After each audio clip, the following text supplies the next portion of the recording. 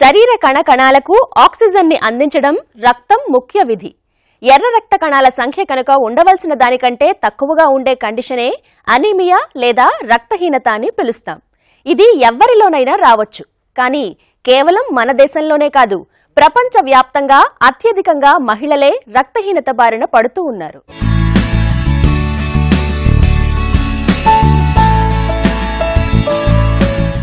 ఎర్ర రక్త కణాలలో ఉండే ప్రోటీన్నే మనం హిమోగ్లోబిన్ అంటాం.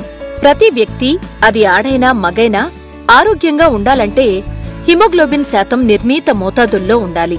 ఉదాహరణకి మగవారికి ప్రతి 100 మిల్లీలీటర్ల రక్తానికి 13.5 గ్రాముల హిమోగ్లోబిన్ ఆరోగ్యమైన సంఖ్య. అదే స్త్రీలలో అయితే కనీసం 12 గ్రాములుంటే అది చక్కటి ఆరోగ్యానికి సూచిక. రక్తహీనత ఎంత తరచుగా కనిపిస్తుంది? పాశ్చాత్య దేశాల్లో డెవలప్మెంట్, న్యూట్రిషన్ అన్ని బాగున్న దేశాల్లో, చాలా వెల్ఫేర్ ఉన్న దేశాల్లో 5 నుంచి 10% మట్టుకే కనిపిస్తుంది. ఓవరాల్గా ప్రపంచం అంతా ఇన్సిడెన్స్ తీసుకుంటే 30% దాకా కనిపిస్తుంది. మనకి భారతదేశంలో 60 నుంచి 70% దాకా కనిపిస్తుంది.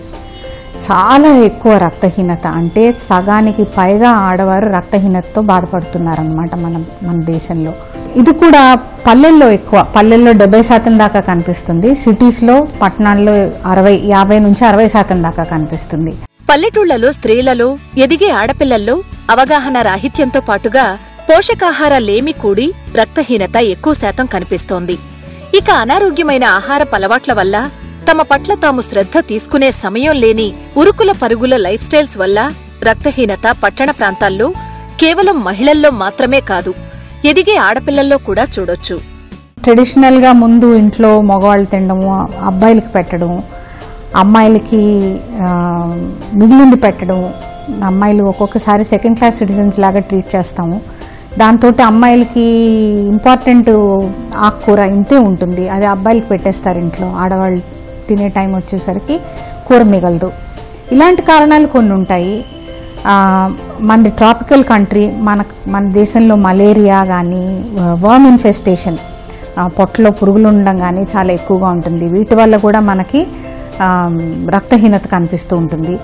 పట్టణాల్లో చూస్తే బాగా మంచి సోషియో ఎకనామిక్ స్టేటస్లో ఉన్న వాళ్ళ పిల్లల్లో కూడా ఈ మధ్య రక్తహీనత చాలా ఎక్కువగానే కనిపిస్తుంది. ఇదెందుకురా అంటే, చాలా స్కిన్నీగా ఉండాలని సైజ్ 0 ఫ్యాషన్ అయిపోయి డైట్ ఫ్యాట్స్, మేము అన్నం తినము, మేము ఆకుకూరలు తినము, మేము కూరగాయలు తినము, మేము ఓన్లీ పేలియో డైట్ అని, వీగన్ డైట్ అని రకరకాల డైట్స్ వచ్చి, ఇది హెల్దీగా తినక వచ్చే డెఫిషియన్సీస్.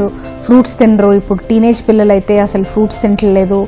కూరగాయలు పెడితే ఏమిటిది ఇవాళ బీరకాయ కూర, నాకు చికెన్ కూరే కావాలంటారు. దీనివల్ల కూడా చాలా రక్తహీనత కనిపిస్తుంది. ప్రెగ్నెన్సీలో అత్యధిక శాతం మంది మహిళలు రక్తహీనత బారిన పడుతుంటారు. ఇందుకు ప్రధాన కారణం గర్భిణి తన కోసం, అలాగే తన కడుపులో ఎదిగే బిడ్డ కోసం ఇద్దరికీ సరిపడా పోషకాలను ఆహార రూపంలో తీసుకోలేకపోవడమే. మనం ప్రెగ్నెన్సీలో వచ్చే రక్తహీనత గురించి ప్రత్యేకించి మాట్లాడుకుంటున్నాం. కాబట్టి గర్భిణీలలో వచ్చే అనీమియాకి ప్రధాన కారణంగా ఐరన్ డెఫిషియన్సీ లేదా ఇనుము ధాతువు లోపించడం అని చెప్పుకోవచ్చు. కన్సీవ్ అయ్యే సమయానికి హిమోగ్లోబిన్ నార్మల్ రేంజ్లో ఉన్నా కూడా ప్రెగ్నెన్సీ ప్రోగ్రెస్ అవుతున్న కొద్దీ మరింత తగ్గే ప్రమాదం ఉంది. అందువల్లనే ప్రెగ్నెన్సీలో మైల్డ్గా ఎనీమియా ఉండడం సహజమే. రక్తహీనత సమస్య ఉందని కొన్ని లక్షణాల ద్వారా సులభంగా గుర్తించవచ్చు. వీటిలో ప్రధానమైనవి చర్మం పాలిపోయినట్టుగా నిర్జీవంగా ఉండడం, నీరసం, ఆయాసం. ఇక ప్రెగ్నెన్సీ ఒక ప్రత్యేకమైన కండిషన్ కాబట్టి ఈ లక్షణాలను గుర్తించడం ఎంతో ముఖ్యం. రక్తహీనత ఉన్నవారిలో కనిపించే ప్రథమ లక్షణం అలసట. ఇక ప్రెగ్నెన్సీ అంటేనే నీరసం ఉంటుంది కాబట్టి దాని వెనక రక్తహీనతే కారణంగా గుర్తించడం కూడా కష్టమే. రక్తహీనత ఉన్న గర్భిణీల్లో అలసటతో పాటుగా పలు లక్షణాలు కనిపిస్తాయి. అవి: తల్లి వరకు వచ్చేటప్పటికి ఎనీమియా ఉన్న స్త్రీలు మనకి చూస్తేనే అర్థమైపోతుంది. పాలిపోయి కనపడతారు, నడుస్తూనే ఆయాసపడతారు, 4 అడుగులు వేసేసరికి అలసిపోతారు, అస్తమానం కూర్చుండిపోతారు పని చేయలేకుండా, ఫెటీగ్ అని చెప్పంటే అలసిపోతున్నాను అని కంప్లైంట్ చేస్తారు, కాళ్ళవి వాచిపోయి ఉంటాయి, చర్మం రంగు మారిపోతుంది. ఇవన్నీ చిన్నవి అయితే ఇంకా పెద్ద కాంప్లికేషన్స్ ఏమిటి అంటే గుండె మీద కూడా ఒత్తిడి ఎక్కువ అవుతుంది. హిమోగ్లోబిన్ తక్కువ అయ్యేటప్పటికి గుండె ఎక్కువగా పనిచేసి దాంతో కంజెస్టివ్ హార్ట్ ఫెయిల్యూర్ అని రావటము, ఇంకా లంగ్స్లో నీరు చేరటము, ఇటువంటి సమస్యలన్నీ కూడా రావచ్చు. ఇంకా ఇన్ఫెక్షన్స్ తరచుగా వస్తాయి. ఎనీమియా ఉంటే వ్యాధి నిరోధక శక్తి కూడా తగ్గిపోతుంది. దాంతో urinary tract infections, respiratory tract infections ఇవన్నీ ఎక్కువ వస్తాయి. ప్రెగ్నెన్సీలో వచ్చే అనీమియాలో కొన్ని రకాలున్నాయి. ప్రెగ్నెన్సీలో కేవలం పోషకాహార కొరత వల్ల వచ్చే రక్తహీనత కేసులే అత్యధికం. కానీ ప్రెగ్నెన్సీలో వచ్చే అనీమియా వెనుక మరిన్ని ఇతర కారణాలు ఉండొచ్చు. అసలు ఎందుకు కనిపిస్తుంది రక్తహీనత మన ఆడవారిలో అంటే దీన్ని రకరకాలుగా డివైడ్ చేసుకోవచ్చు. కానీ బాగా ఈజీగా అర్థం కావడానికి ఏంటంటే ఒకటి డయట్, ఆహార లోపాల వల్ల.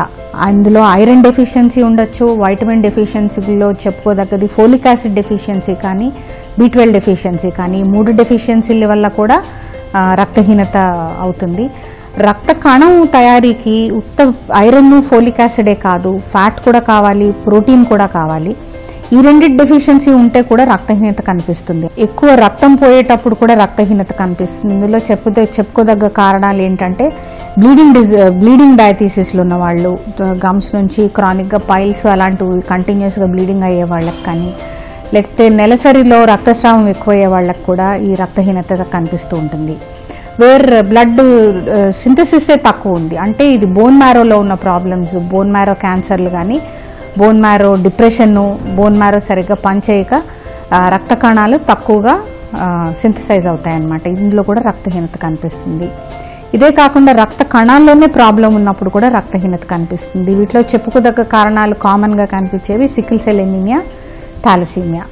వీటన్నిటిలో కూడా రకరకాల కారణాల వల్ల ప్రాస్థెటిక్ వాల్వ్స్ ఉన్న వాళ్ళకి రక్త కణాలు తక్కువ ఉంటాయి. ఆటో ఇమ్యూన్ డిజీజెస్ ఉన్న వాళ్ళకి కూడా రక్త కణాలు ఎక్కువ డిస్ట్రాయ్ అవుతాయి. స్ప్లీన్లో ప్రాబ్లం ఉన్న వాళ్ళకి, లివర్లో ప్రాబ్లం ఉన్న వాళ్ళకి కూడా ఒక్కొక్కసారి రక్తహీనత కనిపిస్తూ ఉంటుంది.